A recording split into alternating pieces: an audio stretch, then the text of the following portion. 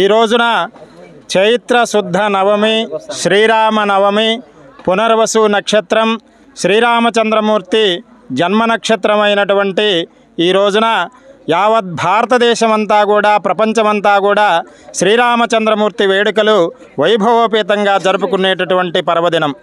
ఆ పర్వదినాన్ని పురస్కరించుకొని మన యొక్క అడ్లూరి గ్రామంలో కూడా వీరాంజనేయ స్వామి వారి యొక్క దివ్య మందిరం దేవస్థానంలో సీతారామచంద్రమూర్తి స్వామివారి యొక్క కళ్యాణము అత్యంత వైభవోపేతంగా నిర్వహిస్తూ ఉన్నాం.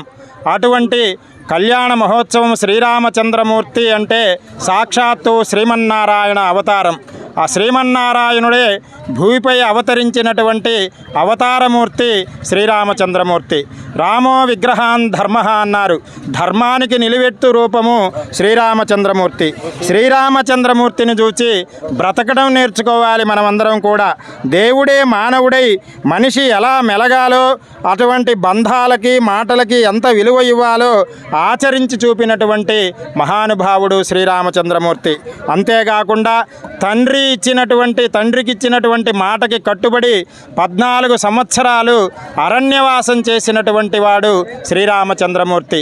అంటే తల్లిదండ్రులను ఎలా గౌరవించాలో తెలిపేటటువంటి అవతారమే శ్రీరామచంద్రమూర్తి అవతారం. కాకుండా స్వామివారు సాక్షాత్తు శ్రీమన్నారాయణుడి అవతారం కాబట్టి శ్రీ మహాలక్ష్మి స్వరూపిణైనటువంటి సీతాదేవిని పరిణయమాడి ఈ లోక కళ్యాణార్థము సుభిక్షంగా లోకమంతా కూడా సుఖశాంతులతో వర్ధిల్లాలని ఈ రోజున శ్రీరామనవమి పర్వదినాన ఈ యొక్క అడ్లూరి గ్రామంలో వీరాంజనేయ స్వామి దేవస్థానంలో వేంచేసి ఉన్నటువంటి సీతారామచంద్రమూర్తులకి వైభవోపేతంగా ఈ కళ్యాణ మహోత్సవం నిర్వహించి, అలాగే అడ్లూరి గ్రామ ప్రజలు సుఖశాంతులతో ఎల్లవేళలా అష్టైశ్వర్య భోగభాగ్యాలతో పాడి పంటలతో వర్ధిల్లాలని, ఆ సీతారామచంద్రమూర్తి ఎల్లవేళలా మన గ్రామాన్ని, మన గ్రామ ప్రజల్ని ఆయురారోగ్యాలతో పరిరక్షించాలని స్వామిని వేడుకుంటూ ఉన్నాం.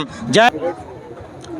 నల్లగొండ జిల్లాలోని శాలిగౌరారం మండలం అడ్లూరు గ్రామంలో ఈరోజు శ్రీ సీతారామచంద్ర స్వామి మరియు సీతాదేవి కళ్యాణ వార్షికోత్సవం శ్రీ వీరాంజనేయ దేవాలయం సన్నిధిలో జరుగుతున్న నేపథ్యంలో భక్తులందరూ ఇక్కడికి వచ్చి ఆ కళ్యాణాన్ని వీక్షించడం జరిగింది.